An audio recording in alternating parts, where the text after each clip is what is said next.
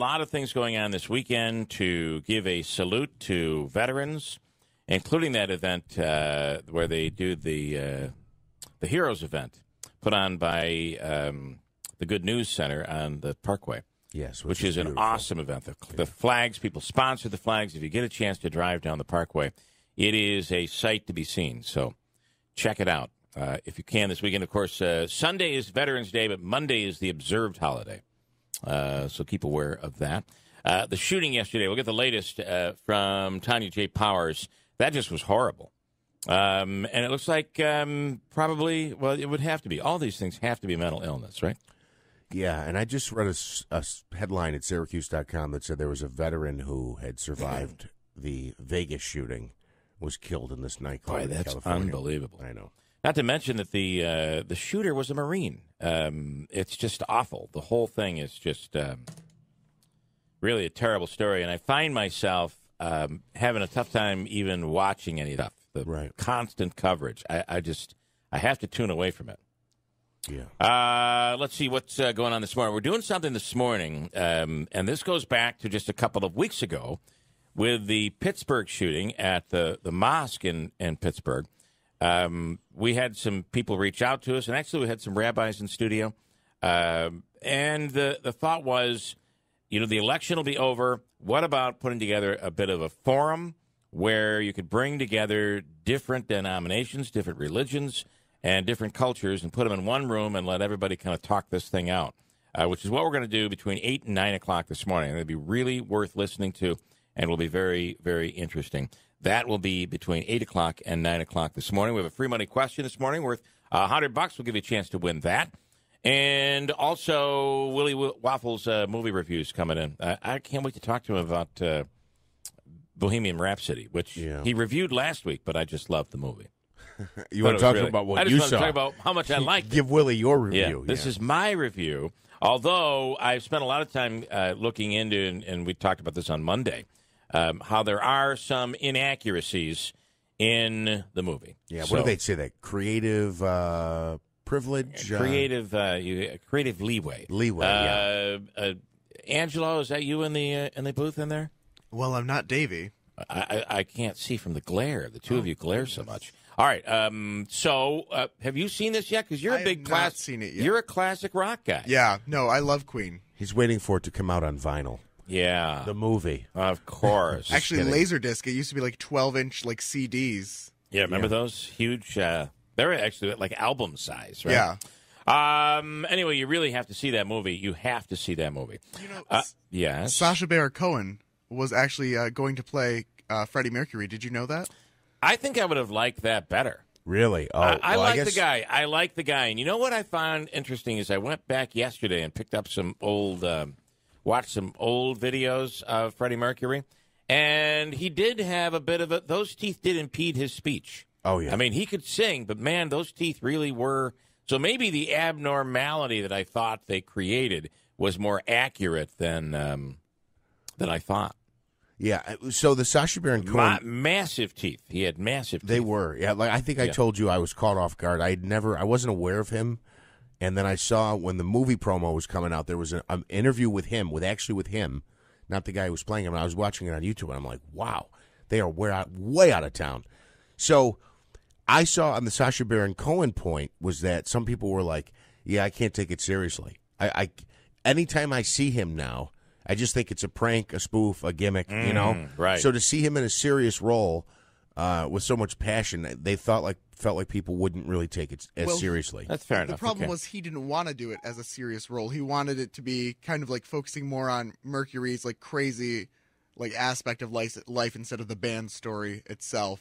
Well, and when you get into it, he really did have a crazy aspect on life. So I don't know. I lose the person. I kind of fall for it, and that is Freddie Mercury. That's how I kind of. Except in the beginning, the teeth were bothering me a little bit. But I got to tell you, in watching YouTube videos from back in the 70s and 80s, that was Freddie Mercury. Yeah, they were pretty accurate teeth. Yeah, they were. Okay, are you ready? Did you know that this week, maybe someday we can climb that mountain? You know what that's from? Maybe someday we can climb that mountain. Is it a Bill Clinton impression? No. It's this weekend. The politics are over now.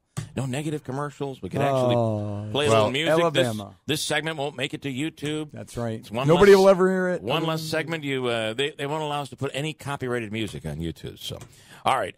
Coming up, we will talk right about 6:30. So just before the news, we're going to talk to Tanya Powers on that horrific shooting yesterday in California. So I'll break now. We'll do news coming up at WIBX. This is the one thing that we haven't paid attention to because of probably because of the congressional race, which is currently in an absentee ballot count, is that the Democrats have gained control of the Senate in New York State. So this was predicted, you're going to see some big changes coming down the pike or down the thruway. Standing by right now is Tanya J. Powers and the latest on that horrific shooting in California. Good morning, Tanya. What do we know here this morning? Good morning. Well, we're learning more about Ian David Long, the man who police say killed those 12 people at the bar there in Thousand Oaks, California. They say that he was distant, but he was combative with his mother. There was apparently a time in April when neighbors called the authorities because of things that were going on at the house. They actually brought in a mental health specialist who said that he could not be involuntarily committed for observation, but they worried that he might have post-traumatic stress disorder. He's a Marine veteran. Yeah. He was honorably discharged. He joined the Marines at 18, married at 19. By May of 2013, they had filed divorce papers, and he had left the Marines a couple of months before that. Went to school for a while. He had been living with his mom, and the neighbors say that they would hear fights, shouting between him and his mom. Things like this. Nothing other than that. It didn't seem like anything in his record that would indicate that we haven't seen any there's a manifesto on social media or anything like that at this point. There's always got to be something, right, that makes these people go in and shoot up people. It's just, at least in Pittsburgh, we knew this guy was a horrible bigot, and that was his reasoning. It could be, I don't think if we figured out exactly what the guy in Vegas was intending to do. There's another one. No, there was never a motive that was given that they that they found released or anything else. We still don't know why Stephen Paddock did that. And speaking of that, one of the victims of the shooting at Thousand Oaks actually had survived the Las Vegas massacre. Another one of them who was managed to get out of the club at Thousand Oaks she was at the vigil last night. She spoke to AP. And she had attended that country music festival in Vegas as well, because remember this was a country dance bar where this happened. Wow. And Tanya, it's my understanding that former Fox News correspondent Adam Housley's niece was among I read that yesterday. Those that were killed. That's just terrible. It is. It's so sad for these families of these 12 victims. When I saw the post on social media from Adam yesterday, I was like, because they were at that point, they had not heard from her, and it was one of those situations of, oh, please let her be okay. Yeah. And then we found out through the day that she was one of the victims, and her name was Elena, and she was, they posted pictures of her on Instagram. She was just a cute thing, and she, was so young, and at least two of these victims were 22. These are, it was college night, at the bar. So it's a really sad situation. Well, it was really tough to watch the videos of people yesterday learning. They were still unsure, and then they discovered that their son or daughter or somebody close had passed away. The other thing I found really interesting is parents were using the Find My Phone app. And I saw one horrible video of a father that's saying that we found the phone, we know where it is, and it's not moving. So it's telling us we think that bad news is coming, and sure enough it was. So just terrible. You don't know why these things happen. You just don't know. Tanya J. Powers, we appreciate the update. Thanks so much. Sure. Thank you. Let's give you the forecast, which transition underway, and you'll feel it this morning, but even more so through the weekend. It is about to get a little chillier. We kind of always mispronounce, right? Names of towns that we mispronounce. Louisville is one of them. Yeah. You know you're not from Louisville if you pronounce it Louisville. Yeah. Well, and a lot of It's this Louisville. Yeah. Louisville. It's actually If you have tobacco in your mouth, Yeah. that's Louisville. But people, I mean, they're very specific about it because I lived in Nashville for a year. It's not far from there, and people would always really get on me about saying Louisville. There are a lot of these towns around the country. Well, at least I didn't say Louisville. Right. That's all. You really don't want to say that. Yep. I'm glad you didn't. Hey, if there's a great town here in Louisville. In Washington State, there's Spokane. Right. Which is Spokane. Mm-hmm. Even New Orleans, if you go to New Orleans, they just kind of combine that into one word. Yeah, New Orleans. New Orleans. Yeah, New Orleans. Yeah. That's the same kind of idea as a Louisville. And what I always enjoy is having people try to pronounce some of the names around here. Herkimer, Eileen, Reamseen. Scotch Cherry. I don't think anybody does Reamseen, but it'd be funny if they did. Well, I mean, the best thing about, what's his name? Mitch McConnell is that he's from Kentucky. So he was at Louisville. Okay. If you ever want to learn how to speak We had a former Canal Corporation executive director up here one time when they were opening the running biking trails along the canal. And they were connecting different portions of it. And I asked, I'm not kidding, I asked the executive director how much money it cost. And she looked at her assistant and rephrased the question. The assistant said, whatever, millions of dollars. She looked at me and she said, the project cost X millions of dollars. And I said, okay. I asked another question, same thing. And then I asked my final question. I said, well, how much further is this trail going to go? And she looks at her assistant, asks the question, and looks back and goes, this will connect Utica to Eileon. I said, okay. Yeah, there you go. And it's a Thanks. wonder, I got nothing I can use. I've heard some people mispronounce Utica. Jeff's like, the real story, there's going to be a new town in New York. It's called Eileon. How do you mispronounce Utica? I mean, it's how are people saying it's a very age-old name, Utica. And people mix it up with Ithaca all the time. They're like, oh, that's near Cornell. Ithaca, right. And that actually is something that I think that, what's her name, the U.S. Senator, Kirsten Gillibrand has done. Mm-hmm. And Cynthia Nixon called us Ithaca and Utica. So I think those things do happen. Listen, I do have to wonder. A cop in Florida saw a guy going 90 miles an hour in the opposite direction on the interstate earlier this year. So that's bad. He did a U-turn, drove over the median, drove 140 miles an hour to catch up with him, even passing people on the shoulder. By the time he pulled the guy over, his engine had caught fire, and he needed to be rescued. Here's some audio. And she's got a brake light out, but it's just one. I don't recommend doing that, but I don't do it that often, so. He's doing 140 miles an hour. So I got to tell you, at what point, though, as a police officer, are you trying to protect people, but putting more people in danger by trying to protect people? And I get it. He's going down the wrong road. He's going down the wrong way. But sooner or later, you got to be like 140 miles an hour, weaving in and out of traffic, going on the shoulder, having your car catch fire might not be the way to do it. That's why they have radios. You call ahead and get somebody else to kind of assist. Yeah, you make a good point. I do think, though, 90 miles an hour wrong direction, it's pull out all stops because that person's going to kill somebody. I know it would be worse if the cop killed somebody. I do think in order to catch him, though, he had to be going the wrong direction, too, right? Yeah, oh, yeah. So the cop is doing 140 in the wrong direction. That's a good point. So I'm not sure I love the idea, but hey, I've seen people going down the wrong way on the stretch between the Valley and Utica on 5S, going the wrong way on that highway, which is crazy. Sean on the line right now. Sean from Eileon, is that where you're from, Sean? Oh no, no. Where are you from? I'm from the town of Leyden. Town of Leyden. They call it Leyden. Yeah, we have a lot of tough. Maybe it's the Indian or Native American background. I don't know. We have a lot of tough names for a lot of people. But, you've heard of General Casimir Pulaski, right? Mm-hmm. Yeah. Okay, so why in Oswego is there a town named Pulaski? Yeah. Yeah. Gotta wonder. And you'll see that name, especially in the Polish community here, pronounced differently, right? I mean, you're from...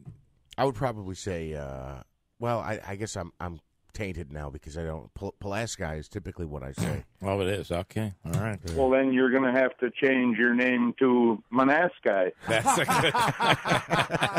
good... Sean, you get the gold star today. Thanks, man. Yeah.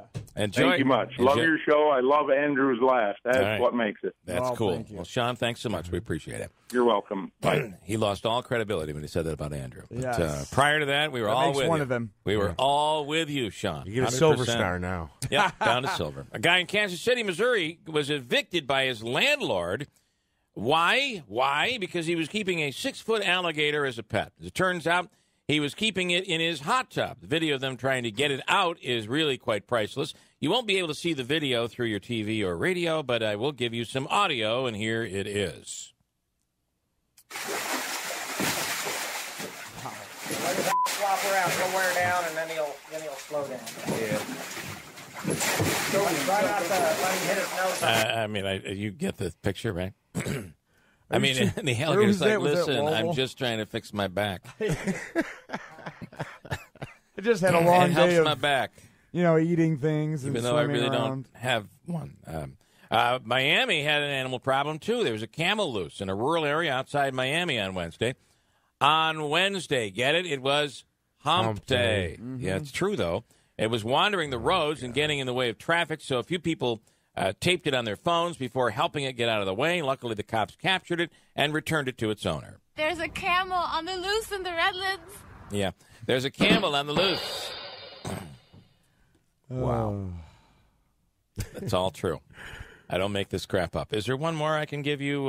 Cops in Florida. That always happens in Florida, doesn't it? Every time. Cops in Florida busted a 22-year-old guy for trespassing on Tuesday, and then he took off after telling them his name was Ben Dover. That's not one of our birthday submissions. It wasn't, by the way. Here's audio. Take your pants off. I don't even know your name. Ben Dover. That's actual audio from the body cam of the police officer. Okay. Pretty sure. Well, He's being investigated. it's high for sexual quality. harassment. Is that Dolby digital sound he's got on there? It's amazing. It's really one of those high-end microphones they use. Got a break. We'll do Willy Waffle and the weekend movies coming up at 6:48. I just feel like we really shouldn't be doing this because we still have an election that is not solved, right? And I'll tell you this, what we knew yesterday morning is exactly what we know this morning. Nothing has really changed. Although people are sending out bulletins yesterday afternoon, in the evening, like, has something changed? The election has changed between Brindisi and Tenney, and I log in to look and see, no, it's exactly what we said at 6 o'clock yesterday morning. Yeah. We're really in a wait now, unfortunately. It's going to take a while to be able to open up these ballots and begin to count them. I do think they found 5 votes for Tenney in the corner of one of the precincts. They did? Tim Zeka told me this. Sitting around the corner there. Yeah. All right, Willy Waffle, coming up, the weekend's movies. We'll talk a little bit about the Bohemian Rhapsody. And that's a movie that he gave 3.5 waffles to that's out in theaters right now, and clearly I'm obsessed with it. 6:49. Hold on tight. It's WIBX. Willy Waffle, huge, very, very big Christopher Cross fan, right? I sail like the wind, my friend. Yes. That's his other one. Sailing is the other big one. Bill, anytime you say big like that, you have to follow it up with a Trumpism, like huge, amazing, believe me. The biggest ever. Yeah. Good morning, Willy Waffle. Good morning. Well, good morning to you guys, too. Wow, what a week, huh? It's a great week. Can you believe this? And by the way, I have Anthony Brindisi on the line. He'd like to thank you guys down in Binghamton. Yeah. Right. Yeah, boy. Talk about, there's a little bit of foreshadowing of what we talked about. You had a 2-year head start. You're Claudia Tenney, and you didn't make any kind of inroads. You didn't have any roots, and it came home to roost on you. It's not over yet. But it isn't over. This, and it really is. It's hard. I got to tell you, it is the path to victory for Claudia Tenney here.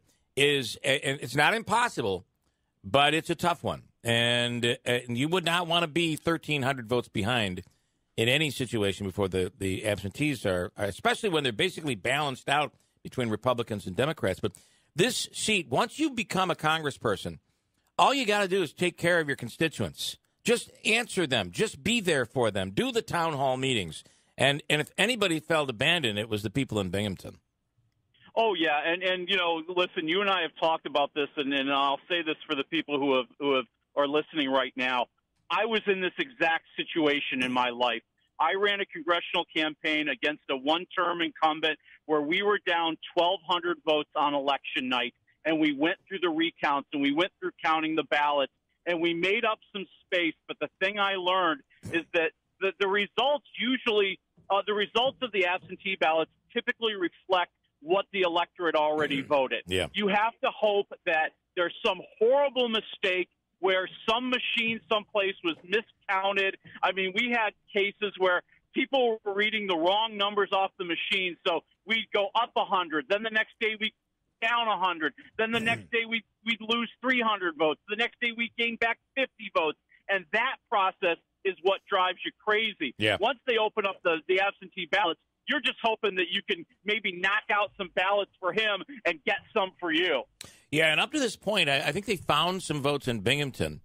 But if you saw, I mean, I don't know, like 150 went to Claudia Tenney and 65 of them went to Anthony Brindisi. So she made up some ground there, but it's still almost 1,300 votes that separate the two. So, yeah, it's going to be interesting. Again, not impossible. And you are seeing a few things flip around the country, but those races are far closer than this one. All right there, Willie Waffle. Let's start with Overlord, a new movie this weekend. What do you think? You know, a mixing of the World War II and zombie genres, and I thought, oh, God, that's going to stink. And it turns out it's kind of cool. You've got these soldiers who are dropping into France right before D-Day, and their job is to knock out a radio tower so we can win the war. And once they get there to this little French town, they find a church where the Nazis are conducting experiments, and they're creating zombie soldiers. Oh, zombie soldiers. Oh. What do you... Yeah, and I got it. It's really action packed. I thought the special effects are really cool. I mean, there's not much of a story. It's really more of an action movie. But I'm going to say 3 waffles. I actually had a really good time. All right. How about the girl in the spider's web? Yeah, this is the follow-up to The Girl with the Dragon Tattoo, kind of story number 2, but with a different actress now, Claire Foy playing Lisbeth Salander. And the opening scene, the one that you've seen in all the trailers, is absolutely fantastic. And then the movie goes downhill from there. So, it's kind of this boring trudge. I mean, she's hacked in to steal some program that can control all the world's defense mechanisms, but then somebody steals it from her. So now you've got a double twist and a triple twist, and none of it's all that interesting. So I'm going to say 1.5 waffles for the girl in the spider's web. All right, and then finally, I got to tell you, sometimes I wonder why.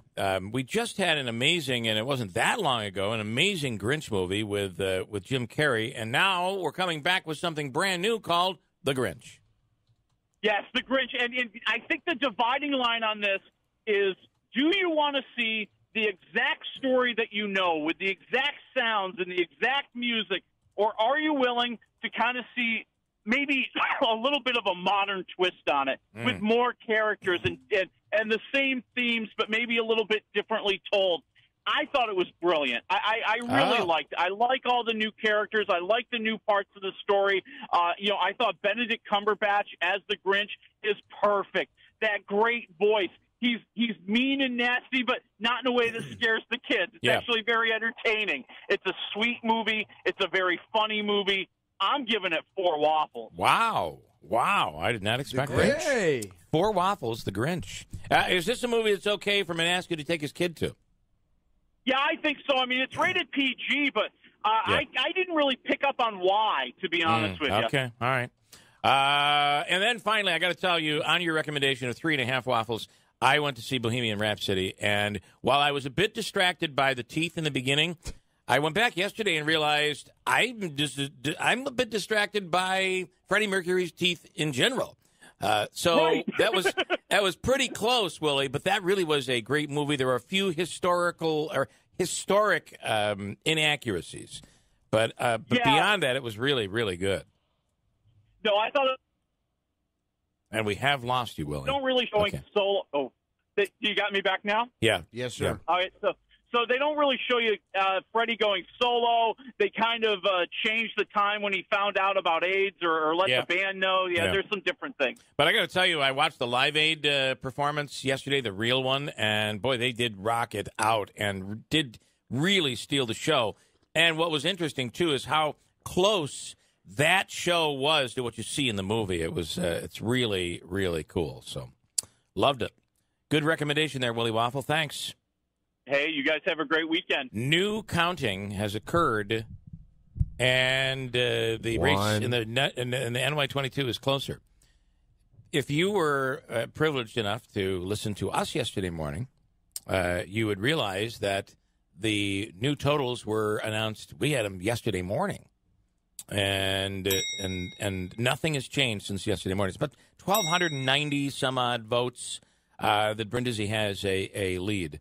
But here's where, so a lot of these, they apparently in Binghamton area, they found some ballots, and there will be some affidavit ballots that might come out between now and next week. But for the most part, we won't be able to do anything until they begin to open up the absentees, which cannot happen until the deadline, which, correct me if I'm wrong, I'm doing this off the top of my head, it's the 13th. So that would be next week. Or maybe it's the 19th. The 19th is when the military absentees come in. The 13th, I believe it's 13th, 5 days after the election for absentees. 13th is the general absentee ballots. The 19th is for military. They're given extra time. So really until the 19th, we might, if it's close, we won't know until after the 19th. And I believe I saw one county is planning to not begin counting until after the 19th. Most of them are going to start counting the normal absentee ballots, non-military, as soon as the deadline hits on the 13th. But we could go for quite a while and not know. Yeah. I mean, I'm hoping, this is my hope, that we find out before Thanksgiving, which is 2 weeks from yesterday. So there's where we're at. Turkey. So apparently, Jim Zecca was hammering us. He must have been hammering all the other members of the media about, you got to update this story. Well, Jim, we did yesterday, and 500 now votes. We talked about it on air for 2.5 hours. Everybody else is kind of getting around to it. So, hey, Derek, did you find any votes at the Jim Zecca? Stop calling me. Does Jim call you? No. Okay. Oh, yeah. No, but you too. It's kind of one of those. You just say it is true, right? So many people believe that. You're right. Now. That is true. true. Just say it is true. It's not. There's a lot of that. Well, if I can add, I've been telling people I'm 5'8" for years. You're 5'8"? You're 5'8". I stretch it to 5'10" for myself too. It's not 5'10". Yeah. When I'm in hills. Yeah. Believe me, there's shoes out there that can make you 3 inches taller. Oh yeah. I get a little wobbly when I'm walking, but yeah, you can go 3 inches taller. Yeah, I just went in for. People just think that's the vodka. Yeah. Thanks, Andrew. Just quickly, you're pushing it this morning. Before we drag Derek into this, there you go again, Keeler. You love to report fake news. The Acosta thing about a doctored video was all fake news. But as always, you at WIBX love to report it. Grow up on it. That's not true. That is not true. It is somebody put out a doctored video and it got shared. That is true, and it was fake news. But the guy didn't. Acosta did not hit her. She pulled it away from. She pulled the mic away from him. But he was wrong. He should be asking questions, not debating the president. And I kind of enjoy when a president gets fiery and fires back at a reporter.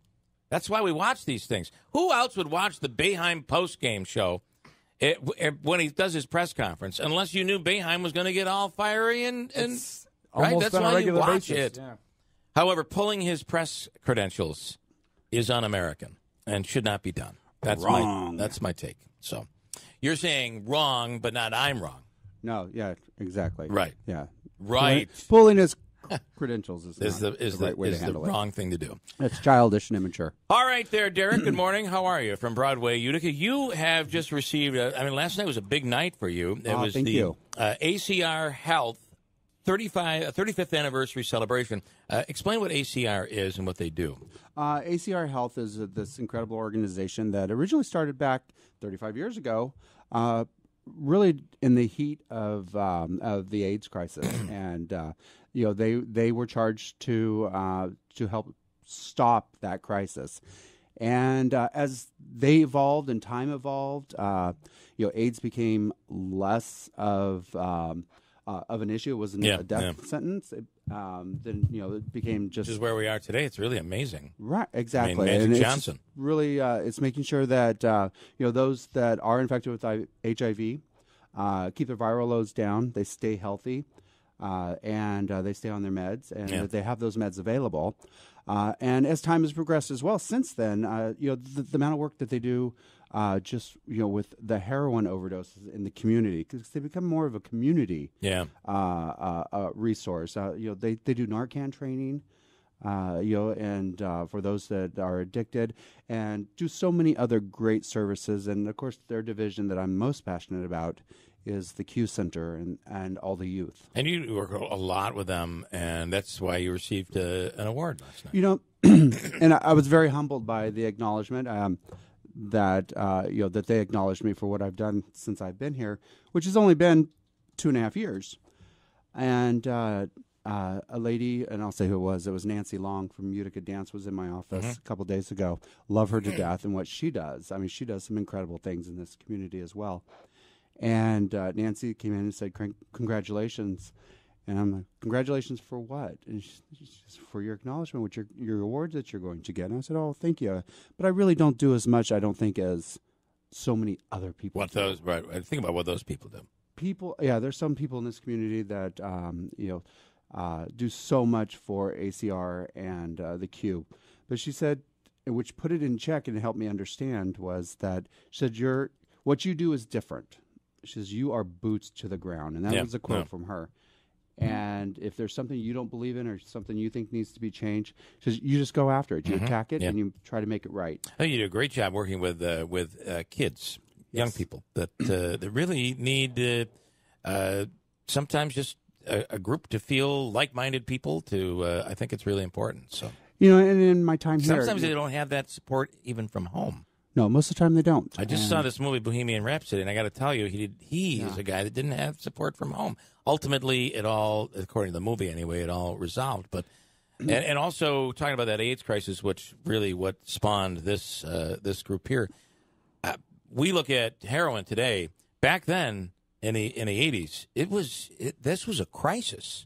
Absolutely, and I did my thesis in 1987. On the AIDS epidemic, and my psychology professor at that time, Mr. Burnett, I had no idea that he was infected. Wow! And I spent many weeks in the AIDS ward at San Francisco General. Wow! It's really terrible what went on then, which clearly I can tell this is extremely personal for you. It is, and. I came. Excuse me. I came from San Francisco. I was born and raised there, and we were never judged. We didn't care. And it's really interesting to sit and watch the dynamics. And we can even go all the way up to this election. Really sit back and look at the dynamics. I mean, how many people in this community at 20 years old was spending their time in the AIDS ward at San Francisco General? I mean, this was a ward where people were ostracized, and people were afraid to shake their hands. They were afraid to give them hugs. And to see how that has changed is great, because it's not a death sentence. You cannot catch it. People just didn't understand, and I get that. But then, it was hysterics at that time. I mean, and it was, as you'll see, or you saw in Bohemian Rhapsody, I haven't seen it yet. Yeah, I'm sure that they touch on that. Yeah, they do. Yeah, but I look now, and I look at the candidates that are out there that just ran for office, and I I received communication from the governor. I received communication from Joe Griffo, Anthony Brindisi, Tony Pacente. One person has never reached out. Ever spoke to me, sat next to me at an event, literally closer than Andrew is, never spoke to me, has never mentioned the arts, and that bothers me. That is what's putting a divider here. Yeah, yeah. And those are the types of things that that I try to tackle and try to just, again, be boots to the ground. How do you, not just kids, first, which is, I think, the priority. Today, what kids have, and obviously some of the groups, like the groups that you're a part of, what kids have today, if they're struggling with their own sexuality, their own identity, whatever it is that they're struggling with, the services and the groups that are available today that weren't available, maybe it was available more so in San Francisco, but it certainly wasn't here. But today there's a lot, so not just for kids, but for families too. Absolutely, and then that's what the Q Center is really all about, and that's why I support the Q. Is that not only do they have a safe space for LGBTQ kids, but also too with the transgender community, that's a really, really, really tough thing for parents to wrap their minds around, their arms around, and sometimes it's hard for me too. To understand, it's like, okay, I'm transgender male to female, but I still like men, am I gay? Yeah, there's all these different dynamics. Yeah. And one is we shouldn't really be processing it. I try to process it in my head so I know how to help people. But the Q Center will help the families do that. So it is complicated and hard to understand. It is. And unless you're living it and breathing it, I do feel for the parents. I get that. I understand that. But also, too, we have a kid that's going through this. And the kid is not at the maturity levels the parents are. They need that extra layer of help. And the Q Center provides that. They provide the counseling. They provide counseling for the parents as well. Which I do think is extremely important, because if the parents can get their head around it, they'll be able to deal better with their child. And that, I think, is so important to the child. Right? Oh, absolutely. And making sure that they have a safe and acceptable home environment is where it starts. Yeah, it really does. It begins there. So, I will continue to, as I was accused of by someone about a year ago, is all I'm here to do is push my gay agenda. Well, if that's the case, I'm still going to be pushing that agenda. It's not going to, but there is no agenda. Right, but thank you for giving me credit for having one. It's not that organized. Well, wouldn't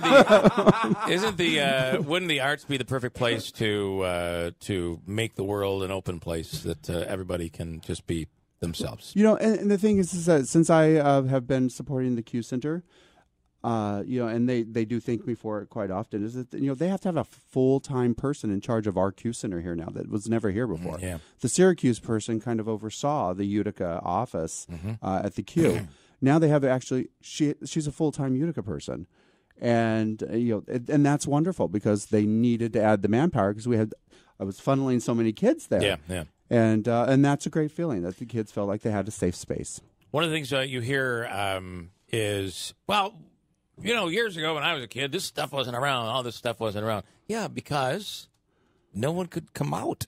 No, people were afraid. You all have, I think everybody in their history of their life, when you look back in your life, there's that one person that was like a great aunt or something that you're like, I have someone. She totally, I just dawned on me, she wasn't heterosexual, but she hid it. She had to hide it, right? Oh, absolutely. Yeah. And that's where I have I always am challenged in my mind is that, I born and raised in San Francisco, was there till I was 33 years old before I moved to New York City. So going straight from San Francisco to New York City. Wow, San Francisco, New York City, Utica. To Utica. And it wasn't talked about if you were gay, straight, or you were just accepted. So, a lot of my kids that I work with, they'll ask me about my coming out story because everyone used to have one, or everyone seems to have one, and I didn't have one. It was never, ever needed in my family. My mother knew from when I was 3 years old. I knew when I was 5. You know, I had a crush on Billy Smith, and That's so and it went all through through elementary school, but I knew, and everybody knew, and mother always knows. The mother always knows. Yeah, I think you might be right. Dads tend to deny a little bit, and I get it. It's difficult on families, but ultimately you have to think about who it's most difficult on if they're not accepted, and that is the kid. Absolutely, right? And I seem to find that more here than I did growing up, and that's why I think this is so passionate to me. Is that we need to make sure that these kids feel safe, because if they don't feel safe in their home environment, they're going to be packing their bags. They're either headed to Syracuse because they think that's the big city, or they're going to get on a bus and they're going to end up in New York City, and that's just bad. They're not going to be able to get into Alley Forney Center because that place is packed, and they're not going to make ends meet. So what are they going to do? They're going to be selling drugs and selling sex on the streets. Well, it's interesting in the movie Bohemian Rhapsody. That's part of what Freddie Mercury got into because he didn't have a place to. He was living a heterosexual life. He had a wife. And the only place he had to turn was these underground places that were not necessarily healthy, and ultimately it ended the way it ended. Right, and that was very popular across the country, yeah, and even in the bigger cities, that was still there. But seemed to be, from what I understand, it was usually the people from the outside that were coming to the big cities, and that's where they would end up. Yeah. And then of course the epidemic went from there. Listen, I appreciate this. I didn't expect it to go where it went here today, but I think it's important. Thank you, Bill. And that's what the award was all about. Yes, absolutely. Right. And by the way, coming up after 8 o'clock, we're doing exactly what we really got into right here. Local religious, community, and cultural leaders, as well as those that homosexuality or LGBTQ will be involved in this as well. Because think about our mass shootings. Jewish... There was Orlando, which was sexually. This guy clearly did it because he was attacking the homosexual community. So there's got to be a point where we all kind of figure this out and say, we've got to just move forward. It's everybody. It's not just one group. It's not one group. People. Yeah. These individuals who are doing this are going after various groups, all kinds of people. Yeah. And we all need to kind of come together, and we do need to figure this out and stop it. But going back to the Pulse nightclub in Orlando, that tragedy is what made me bring Kinky Boots here. I had Kinky Boots on my dock. It was my first show in Utica when I came here. Right. And I was like, holy Let's do crap. It. Yeah. I'm bringing Kinky Boots to Utica. That's these people are going to bust me out of here. Well, I got to tell you, the best moment of all is seeing Sheriff Rob Maciel try to put those red, sparkly Kinky Boots on. Yes, and, it was great. He was a great sport. So was, everybody who participated in that. It was great. Even Mike Galimi. Mike Galimi wore those boots so well. Yeah. That's awesome. All right, Derek, congratulations. Thank you, Bill. And we appreciate, of course, Broadway is booming right now. Oh, yes. One more show. Charlie Brown's our next show.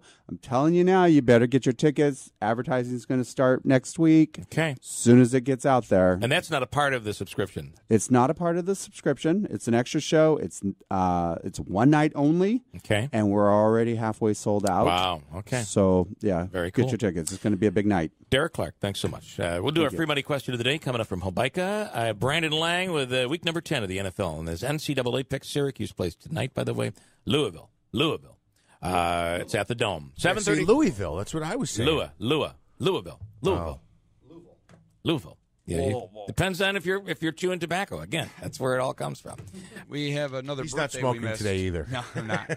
What is going on? Do you have what? Turn my mic. We have another birthday we missed. Katrina Kozlowski is 37 from Frankfurt. Katrina Kozlowski. All right. Our 15th caller through the phone lines is from Poland, New York. John, good morning. How you doing?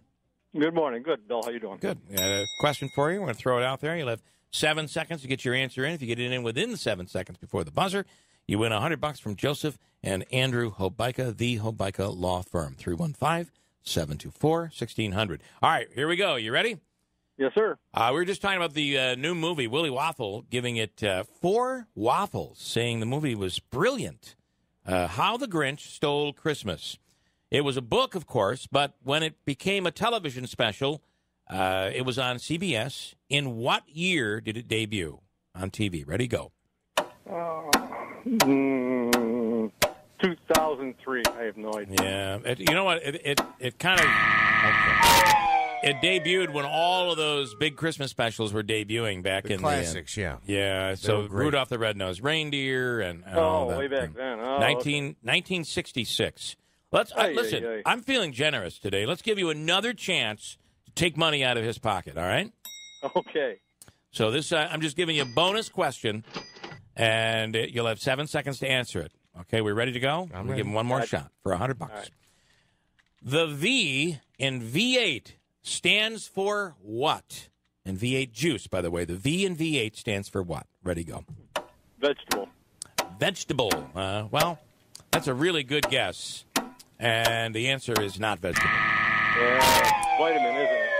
Well, actually. And you said vitamin. And really it stands for what the company calls a combination of vegetable and vitamin, Vegemin.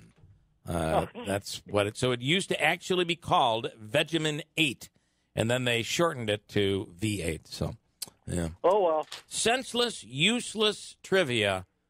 That could. Well, usually I know that stuff. Too. Yeah. Well, we'll hit you again. So sit tight. I am telling you, we'll give you. This is compliments of Utica Pizza Company, which is just celebrating their grand opening in Whitesboro, and they are offering this huge grand opening special. Listen to this that they're doing. They are offering, if you buy a large pizza, any large pizza, you get for free a large cheese pizza.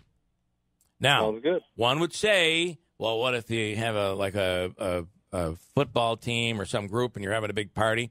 I'm told that someone went in the other day and they needed 30 pizzas. No way. But they really needed 60. They ordered 30 large pizzas, and they received 30 cheese pizzas, large cheese pizzas free. So there's no limit. It's going on now through Thanksgiving weekend at Utica Pizza Company in Whitesboro. That is the deal. No coupons needed. And we're going to give you a jar of, this is the Utica, it's a Utica Thing brand sauce. They're Riggy sauce. I'll give you a jar of that, and you can pick it up here at the station, all right? Excellent. Thank you. Come Monday. Monday. I have them here now. They can pick them up. Yep, I have them. So, all right, John, sit tight, and Andrew's going to hook you up. Coming up, we'll talk to Brandon Lang. It is, believe it or not, week number 10 in the NFL. Week number 10. Yeah. And Brandon Lang coming up in just a few minutes. Let's break. Also, after 8 o'clock, the election is over, and the question has been posed, can we as a country, as a community, can we all come together? And this is prompted by what happened this week, yesterday in California and in Pittsburgh with these mass shootings. That, of course, targeting Jews. So we have community leaders, both religious and cultural, coming in next hour to really sit down and everybody's going to kind of talk this out. And for us, we're just going to kind of sit here and listen to them. We did not expect to be going on the air this morning when at the top of the news is yet another shooting that occurred. We have no clue as to what prompted this one, but of course what happened last night in California. So we put together a group of community leaders, both religious and cultural leaders, and really just want to ask the question, how do we prevent something like this from happening here? How do we get along as a country, as a community, despite the fact that we have, in many cases, far different beliefs and values, and how do we do it? So I'd like everybody to kind of introduce themselves. Let's start right over here and work our way around. Just give us your name, tell us who you are, and why we've selected you to be here. It's your knowledge, of course, as to why. So. My name is David Cleaver Bartholomew, and I'm the pastor of Zion Lutheran Church in New Hartford, which is right across the street from Utica College. and I've been there since June of 2016, so I'm relatively new, and I've been engaged with the Interfaith Council ever since I've been here, Interfaith Matters, and also frequently with Patrick Johnson and his workshops on race relations and what stands between us in Utica. Okay. Next up. My name is Amsal Mamic, and I'm Imam in the City Mosque, Bosnian Islamic Association of Utica. And I'm here since 2015. I came from Bosnia, and I serve Muslim community here. And yes, I'm involved also in ICGU. I'm board member over there, and the Interfaith Matters too. I've been busy for a few last months, but of course every time I'm here to participate in any community activity. All right, thanks so much. Next up is we go to cultural. Yeah, I'm Shelley Callahan, the Executive Director of the Mohawk Valley Resource Center for Refugees. I've been at the center for nearly 13 years, and we work obviously with refugees and immigrants and asylees. So we spend a lot of time helping people adjust their status at the center. And we hear lots of things lately with the anti-immigrant sentiment that is been stirred up in this country. So we have been busy. We do seem to be at a peak. Well, I wouldn't call it a peak, but a modern-day peak, I guess, right? Yeah, it's concerning, and it's concerning to people in this city. And this city is, a large percentage of folks in this city are foreign-born. They come from other places. Yeah. So, it's not great if you have 25% of your population feeling like they're targeted. Okay, we're going to certainly get into that. Next up is someone who's, do I have a mic? Andrew, I'd rather have you go right around if you could, as far as you can go, and then I'll pick up. Someone we've had in studio plenty of times. Father, good morning. Good morning. Joe Salerno. I'm the pastor of Our Lady of Lourdes Catholic Church in Utica and Our Lady of the Rosary Church in New Hartford. I'm also chaplain to the Utica Police and Fire Department and have been for about the past 20 years. I'm a native Utican. I've been in ministry in the city for well over 25 years now, so I have a sense of the community somewhat. Have worked with Patrick in the past, especially in terms of race relations with the police and fire department, involved in Interfaith Matters, and I'm happy to be here this morning to add whatever I can to the conversation. Next up, Patrick Johnson. Good morning. Thanks for the invitation. Patrick Johnson, Program Director for Save Our Streets with the United County District Attorney's Office, also a consultant on race relations. As a few people have mentioned, they have joined us in participating in community discussions on the issue of race and racism in America. We typically call it what stands between us, but also trying to build those bridges that are so critical for healthier, authentic relationships. And just looking at the very different views that people have and raising our awareness so that we can have a deeper understanding about people based on race and other cultural differences. All right. Rabbi, I'll let you use that mic there. Yes, I'm Rabbi Peter Shackman. I'm the rabbi of Temple Emmanuel of Utica and also involved with the Interfaith Coalition of Greater Utica and Interfaith Matters. And, of course, I was here, I guess, a week or two ago talking about the Pittsburgh shooting, which is just one of many manifestations of hate that we're seeing in our society today that is deeply disconcerting to me and I think to all of us. So that's why I guess I'm here to talk about, add what wisdom I can add to that discussion about how we can, create a more just and righteous society here for everybody. And finally, Reverend. Yes. Jill Farnham, I'm the co-director of the Interfaith Coalition of Greater Utica and part of Interfaith Matters. I've retired as chaplain with hospice, and I was doing that for over 9 years in the area. And before that, I was working with HIV and AIDS in Washington, D.C., working with gay and lesbian issues. The whole concept of how do we get people to hear and accept and work together on issues that are frightening and find themselves trying to push people away. I'm finding myself finding new ways to bring people together. Thank you. So what we're finding here is this is really a perfect group for this area. We're talking about culture, sexuality, and religion. I'm not sure why these three things seem to, maybe there's one common denominator, it's different, right? Shelley, you want to start? It's people who are different. Is that just the root of all of this? I do think fear of the other is kind of leading the charge here. And, first of all, I just want to say, sitting here with everybody, I am so thankful that I live in Utica and that this is my community, because this is extraordinary to have these folks at the table talking about this and doing workshops kind of continuously. So, I think fear of the other is doing it, but I think we need our community leaders to really stand up and start saying that the language that's being used is not appropriate. We can't call asylum seekers invaders and claim that they are bringing diseases or that they're terrorists when we know that they're not. That is not okay. That's not who we are. So we need to stand up and sort of demand the truth.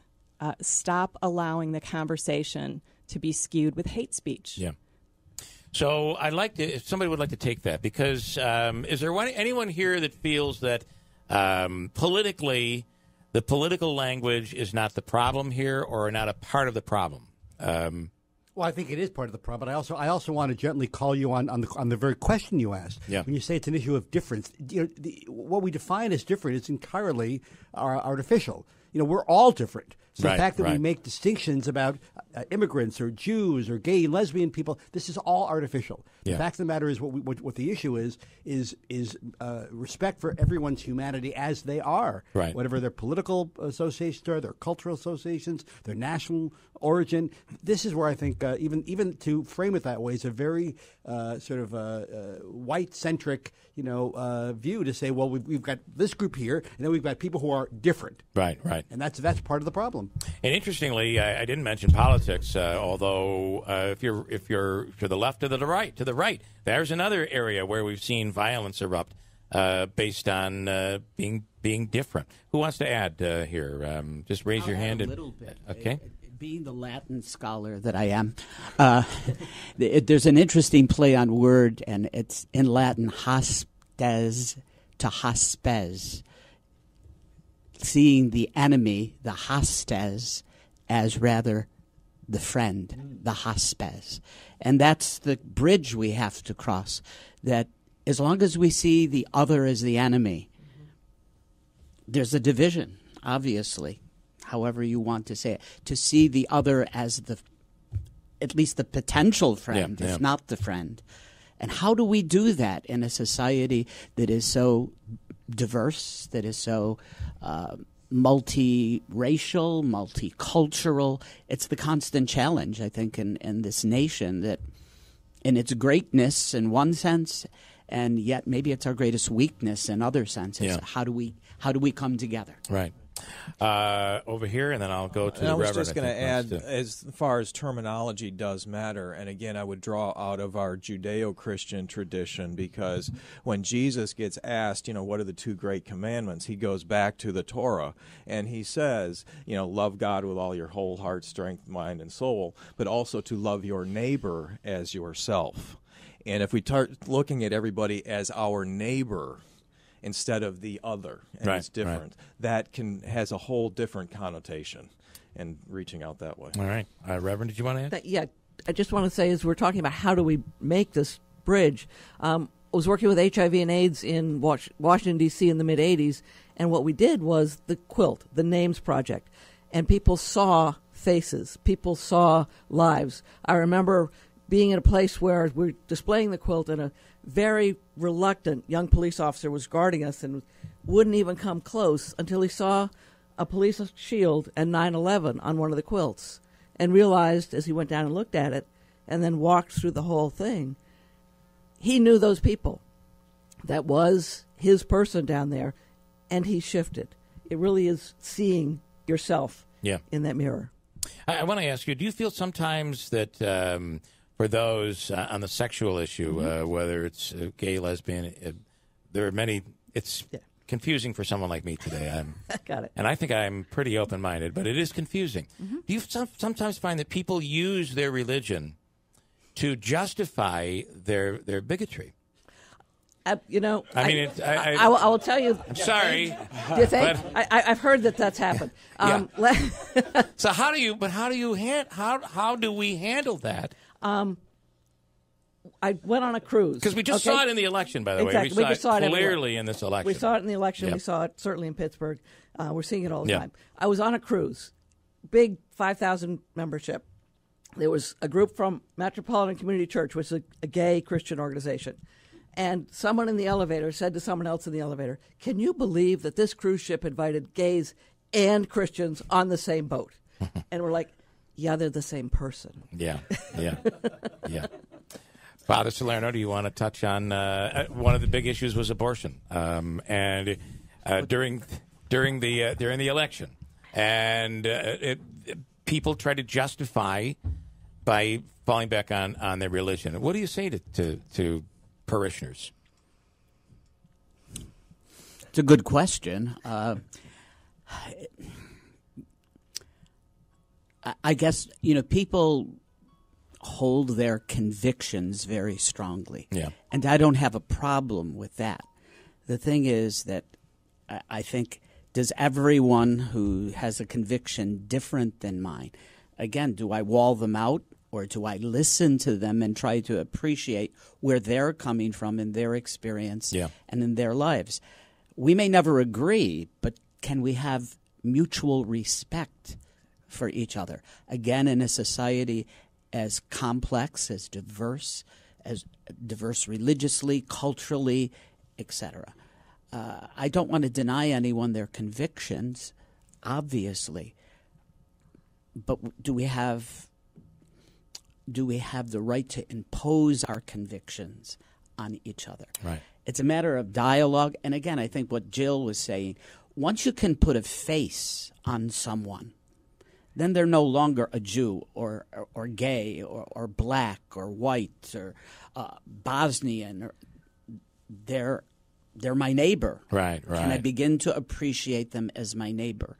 And maybe in talking and listening, especially to each other, I'll discover that I have something to learn from you, and you have something to learn from me. Yeah.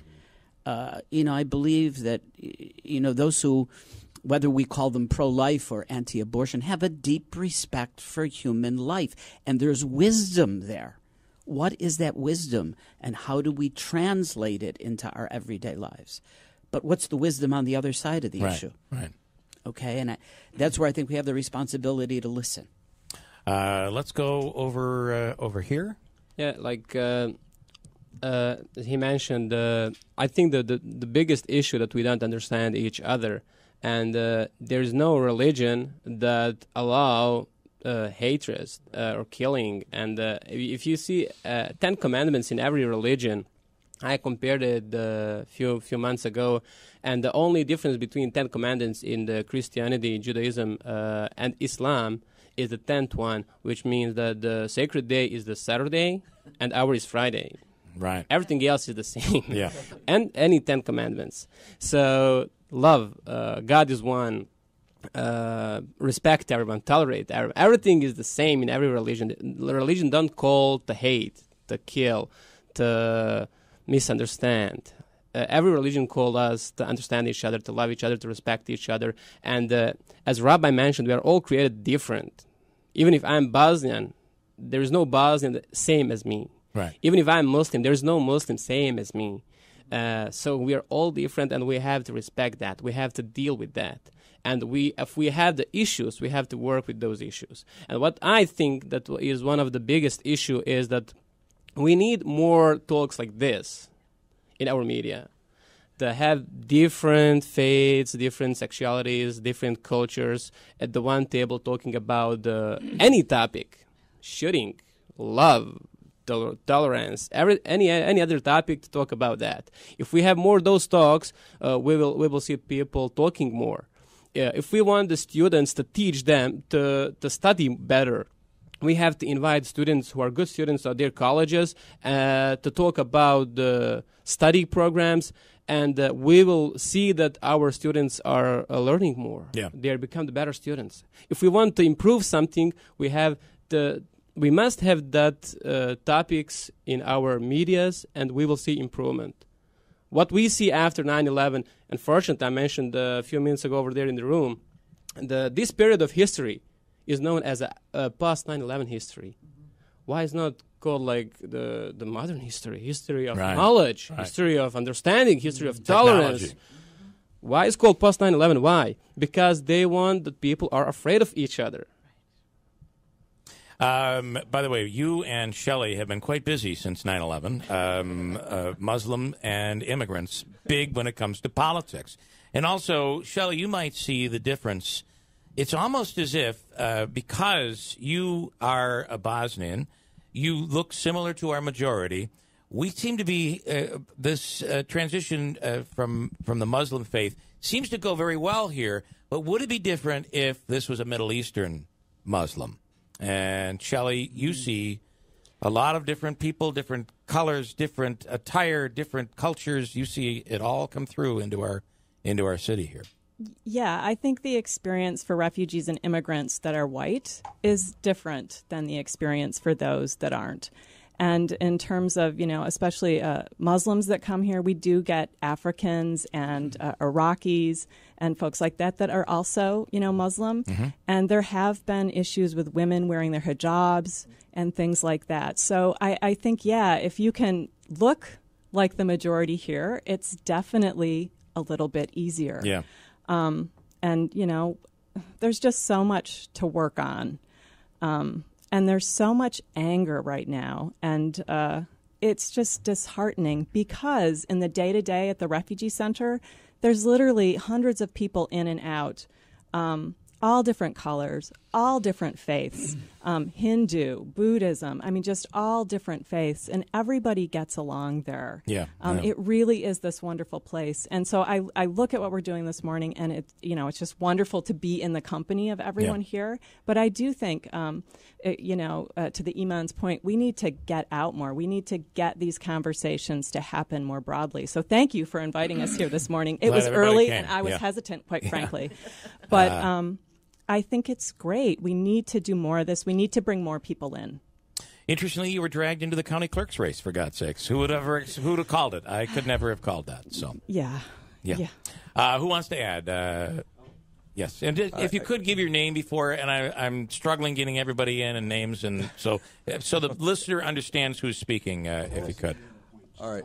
Again, I'm David Cleaver Bartholomew from Zion Lutheran Church, and I wanted to affirm what Amsel was just saying with regard to being love as one of the primary components or teachings of all of the religious traditions that we've got here, but also go a little bit further and then say that from a monotheistic perspective, that there is one God and all of us who embrace that, and that we are all basically created by that one and the same God, and we are all children of God. And also for those who embrace or have the book of Genesis or Bereshit as being an authoritative scriptural book, then we're also created in the image of God.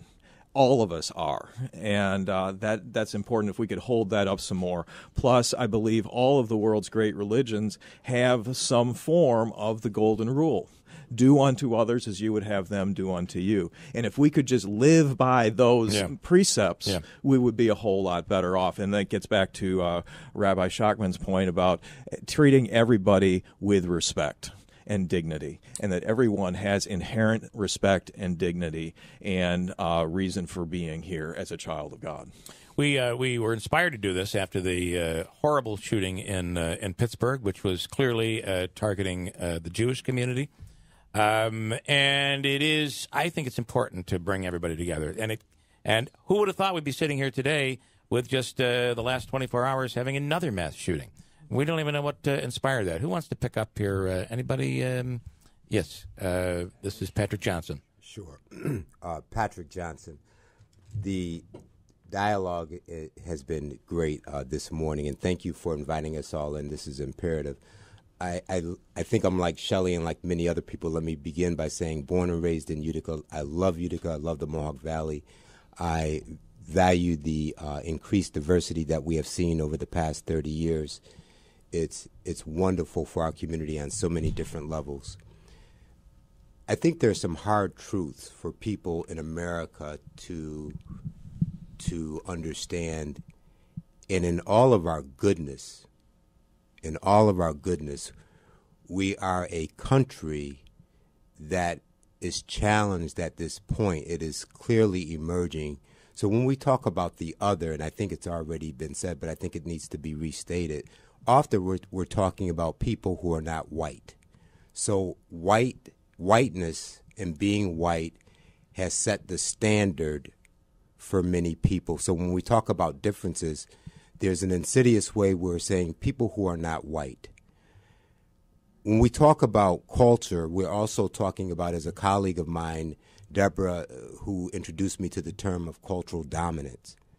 And when we talk about what is seen as normal, and don't get me wrong, what I'm about to say, because I don't want it to be misinterpreted. Yeah. But when we're talking about what is normal, what is the faith that people most embraced in the United States, at least historically? That's Christianity. What gender carries the most power? We're talking about male. What race carries the most power and dominance and drives the narrative? White race identity. So what we're talking about, and when we talk about sexual orientation, we're also talking about the idea of, so if you're white, male, Christian, heterosexual, that is the cultural norm. Right. And anybody who does not fall into those categories, you begin to have to pick where do you fall in at. And my point is if we dive into that and explore that, that's where a lot of the biases, the religious discrimination, the racial discrimination occurs. It is difficult for us to embrace the idea that perhaps all of us carry a particular bias. Doesn't make us bad people. Right, right. But when we talk about the hate and the violence that we see, most often it hinges on those things. It hinges upon people, the otherism. And so one of the critical things to begin to diminish the hate is to have that dialogue. And so and I know that many people have stated that. So my point is that the issue around racism and sexism is happening all the time in many organizations, and we have to explore that. And to the extent that people don't think that exists, that in and of itself is problematic. So, and I know that some people are really hesitant. People will often say, I'm not racist, I'm not sexist, I treat everybody the same. And I think that unless we really do an internal examination, an honest one, and not just by ourselves. We can't have these conversations by ourselves. We have to have them with other people. And we might surprise ourselves. Absolutely. Yeah. And it doesn't have to be scary. It's just that we have to create an atmosphere and an environment and a willingness to have that. So I think our political leaders, nationally, locally, the media, organizational leaders, everybody has a stake in this. It's for our survival, our humanity, our safety, and our comfort with dealing with our neighbors, whether they look like us or not. Thank you for that, Rabbi. Yes, so Rabbi Peter Shackman from Temple Emmanuel. I always learn so much from Patrick, and his words I take them very much to heart. And as I listen to him, I'm realizing that the part of the issue that we're dealing with is the very idea that all of us, I think, have grown up in a world where the idea of a norm is of a standard to which we need to compare ourselves and others to exist. And the norm, we really need to do a paradigm shift here. The norm has to become diversity and acceptance. That's the norm. Yeah. And I think it's hard for a lot of people. I think people very naturally, many people often, they need some sense of, how is it supposed to be? It's a cultural, it's a psychological thing, and I think what we need to help people understand is how it's supposed to be is that we're diverse, right? That we're not supposed to be the same, and I think a lot of people have trouble dealing with that idea. How much of this though is upbringing?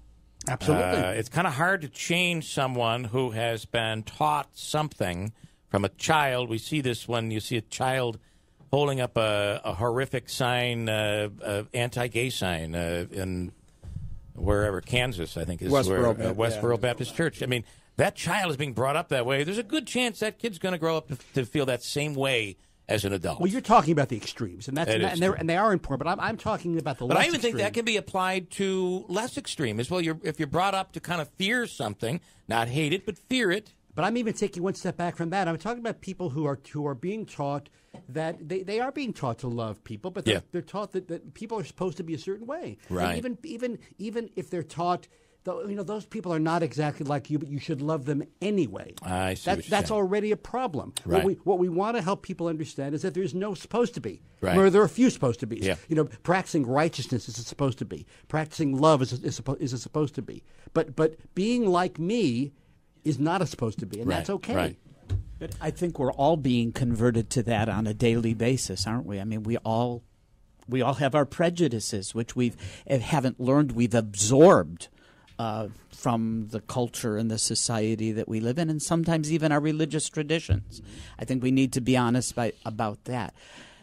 To take nothing away from what you said, Patrick, I think there's another factor, all things being equal, and that's the issue of mental illness in our society.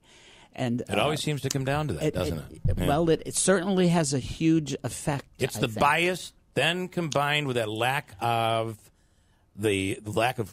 being able to prevent yourself from crossing that line. I can't come up with the words. Yeah, or coping with whatever feelings that you have going on. Certainly in these mass shootings that we're experiencing, so many of the individuals involved, and I don't mean to oversimplify this, but it's at least seem to be affected by some form of mental illness, PTSD at least, and that's real. And how do we deal with that? How do we tend to those neighbors that struggling with real issues and then take it out in a very antisocial way? This is a great group of people together, and I have about 15 minutes left, and I know we have to take a break. I want to pose this question. Someone is angry, and I want to pose the question, let you guys think about it during the break, and then we'll address it. A caller very upset that it was said before, the feeling that there's a feeling of anti-immigration. She said that frustrates her that many people are simply opposed to illegal immigration and are okay with legal but not okay with illegal. So ponder that a bit, because I think you can go in a lot of different directions with that. And when we come back, we'll finish this up here. Jeff, do you want to add something? No, I'm saying he's got the break from in there. Oh, sorry. Okay, thank you. We'll break, and we'll come back at WIBX. Number one, the issue of the caller, who I'll get to that on immigration. Number two, at some point I'd like to address the fact that there is and I'd said this radio station, probably not to overcharacterize, but or profile, is likely to be lean towards a Christian conservative, and those people do believe that their religious beliefs are under attack today. So here you have the majority feeling that they are becoming a part of the minority or becoming the minority, and then we have a caller that takes issue with something that Reverend Farnham had said. Is it Joe? Is that you, Joe? What's the name, Jeff? Do you have any idea? Or what do you think? On the air or not on the air? Okay. Well, basically, he took issue with what you had said about police officers. Do you remember what was said, and do you want to clear anything up there? I think that he might have felt that I was saying something bad about police officers, and I certainly wasn't intending to. In Herkimer, we spent a long time doing conversations with cops and spent a lot of time with police officers.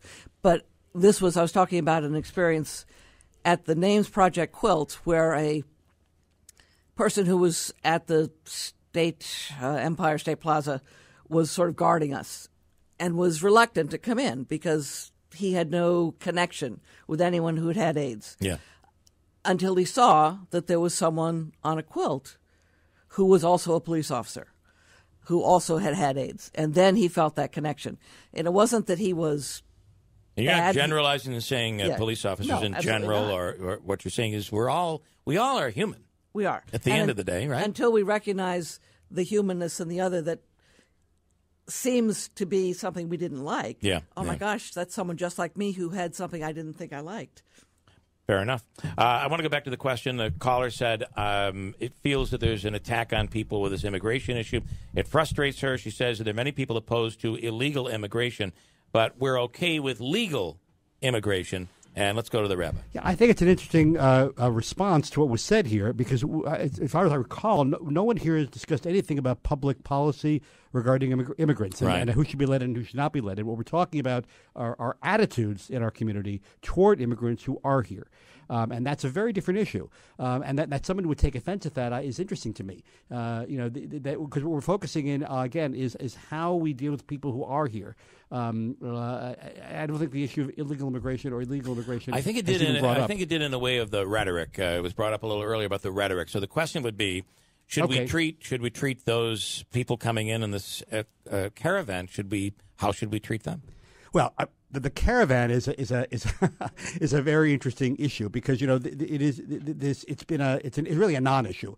We have people who are moving toward the United States. They're not coming here with a particular agenda in mind that we've been led to believe that this is a horde of masses that are coming to invade our country, and in some cases terrorists. It's been right, talked and about there's it can't be stated strongly enough. There's absolutely no evidence of this.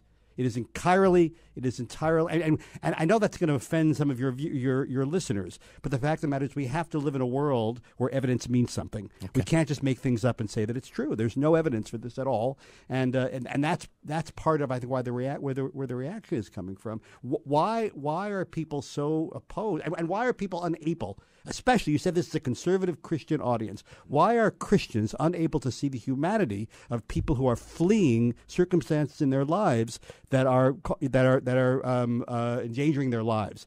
Why are they more concerned about putting up a wall than they are about feeding these people? Let's ask a Christian. The distinction which you just made, Peter, I think is extremely important. The difference between an immigrant, whether it's a legal or an illegal immigrant, and a refugee. Mm-hmm. And the refugee situation worldwide and the refugee situation approaching our southern border, that's a very different situation, I think, than legal or illegal immigrants entering our country. We have a mass of people who, for a variety of reasons, I cannot imagine what it would be like to pick up my family and walk thousands of miles to just escape some form of persecution. And I think we have a responsibility to look at that as a nation and say, who would we welcome in? Refugees are a very different issue than that of the immigration question. Yes. I think I'm called when we're talking about immigrants. I already immigrated here. Right. I came actually to work here, but the Bosnians moved here since 2000 as immigrants here, as refugees. And I think the big issue is the people who raised up here, who were born here and raised up here, think that immigrants or refugees came here to make troubles. No, I know Bosnians came here to find a better life. Yeah. They were imprisoned over there. People tried to kill them. They moved here to find the happiness in their life. And everyone comes in America probably not to make your life unhappy, to hurt you, to do something bad to you. People came here to live a happy life. And sometimes people talk stories. And they think about America and United States and Bosnia as a promised land. Yeah. You can find you're lucky. You can do whatever you want. You can find the jobs. It's open for everyone. And that's what people talk about America and United States. And that's what we should understand. Yeah. And probably those guys who are coming over there in the caravans we're talking about, they're coming here to find the better life than they have over there. And we should prepare for that. Yeah. How to help them. Go ahead. And if I could just say from a Christian perspective, Joseph had to take his wife and his baby and move to a foreign land because he was afraid he was going to be killed by the authorities. That's the basic of the Christian story. And I would also ask, let's assume that this caravan these are decent people looking for another life.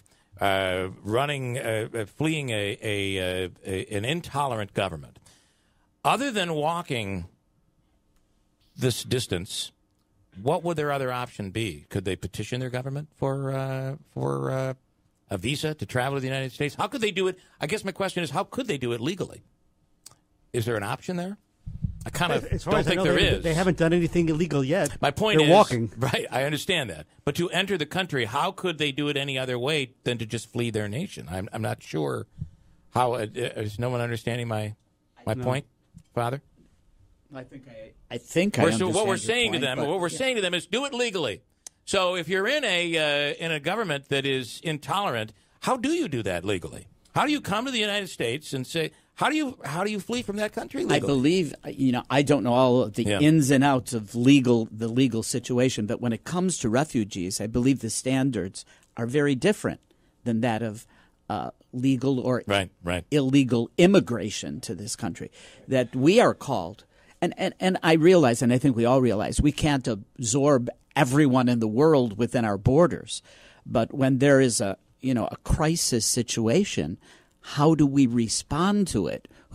What's the fabric of our being as a nation in terms of compassion and acceptance? And maybe if we're honest, even on the other side of the issue, a little bit selfishly, do we need these people to do work that many of us would not be willing to do? I think what Joe's saying is so important. I mean, believe it or not, I have about 30 seconds, but quickly, just quickly, if you could. Just that we need to be asking the question, how do we help these people, and focusing on that, even if that means we can't necessarily let all of them in. The question should not be, how do we stop them from coming in, but really, what can we do to help them? Fair enough. We are out of time. I wish we had another hour or longer, which tells me we need to do it again. Would you all be willing to do it again, and even individually as well? So serve breakfast next time. Okay, we will. I was told there were bagels out there. I don't know.